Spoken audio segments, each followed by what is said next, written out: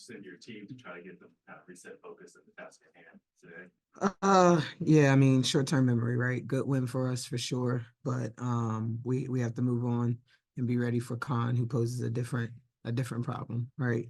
But on the positive, we need to bottle up that energy, bottle up that feel that we felt when we play the right way. You know what I mean? And you get rewarded for doing that. Yeah, Coach, just wanted to talk about the Sun have inserted two new starters this season. Yeah. And they're still just playing at such a high level. Mhm. What do you think is, I guess, that Dejanay and Ty bring to that starting lineup? Yeah, Carrington for sure, just the energy. I mean, she's playing with a ton of energy and a ton of confidence. Both of them were players for them last year who helped, who were contributors, and that's the goal, right? That you continue to get better and better, and you give yourself an opportunity to be a starter. And so both of them this year stepped into those roles, I think, seamlessly. They have a great chemistry, obviously, playing a few years together. I think Ty just brings like a poise, you know what I mean, and a calmness to that team, especially at that position at which you need. So the combination of her and AT really keeps them calm. You see, they've been in a bunch of close games and they've been able to pull out those close games. A lot of that has to do with their poise and their execution down the stretch. I mentioned AT, also Devon Bonner as well. Yeah. Could you just talk about what problems they present? DB is steady Eddie, right? She's the constant, just consistent all the way throughout her career. DB has been great throughout her career, and she's still exhibiting that now in the ripe age of 30 something. You know what I mean? Being in the league for as many years as she's been in. DB is just all around. You know what I mean? Defensively, she rises to the occasion. Offensively, she has a lot of different weapons inside, outside. Just consistent, you know. So we gotta be ready. We gotta make it tough. I think any great player in this league, I don't think you're always gonna stop them, but I think you put yourself in position if you can make things tough. If you don't give them the easy things, if you don't give them their comfort zone, so take them out of their comfort zone.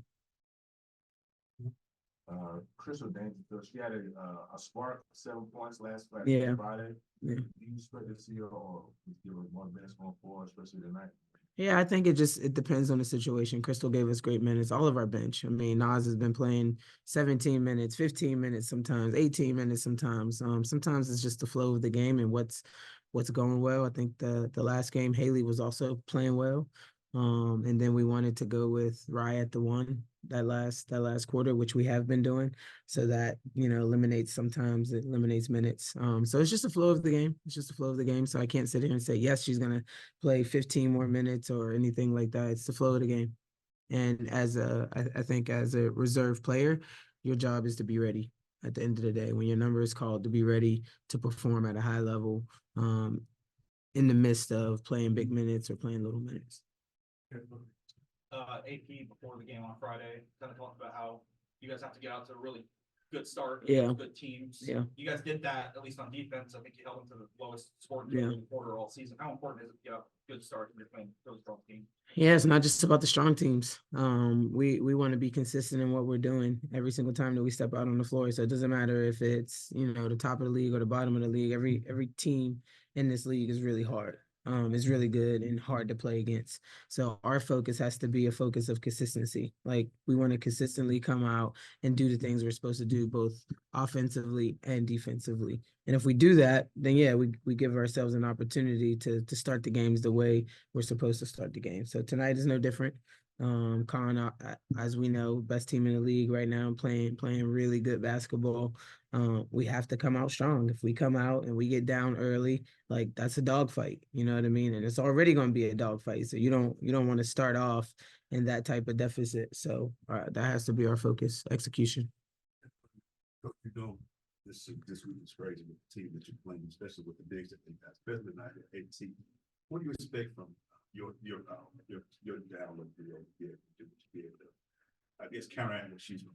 Yeah, I expect them to be competitive. You know what I mean? Like, AP or AT poses a problem for us on their offensive end, but I think on our offensive end, we pose a problem too. We have great size, we have great experience there, and we have great talent there, right? Both Tina and Cheyenne are very capable of having big nights. And so I think that we definitely have to get some post touches. No ifs, ands, or buts about that. Make AT defend down there, even though we know AT is a good defender, but using our size to our advantage. She's really strong, so getting deep post touches, so she can't push us up and off the lane, so that we can use our size to our advantage. We'll wrap up with Angel Gray on Zoom. Go ahead, Angel. Yes, Coach, you talked about AT's ability to just do different things on the offensive end, but one thing that is her strength is getting the ball out after a rebound and pushing up the floor. Very quick in transition for them. What adjustments does that pose for you on how you want your guards to crash the boards on the offensive end? Yeah, that's something that we talked about. Sending 3 back rather than sending 2 back. Now we need to send 3 back so she can see some bodies. Give our bigs time to get back and get into position to defend in transition. So that's one adjustment that we're making. And at the end of the day, it's transition. There is no man. Nobody has a man in transition. You have whoever's close to you. You pick them up, and then we'll figure out how to adjust after that. Within the half court, we'll figure out how to switch back, how to get matchups where they need to be. Once we get our 5-on-5 set, but we got to sprint back and we got to show bodies. So AT doesn't have those clear lanes and those clear passing lanes to be able to find people as well. Awesome. Thank you for your time. Good. Yeah,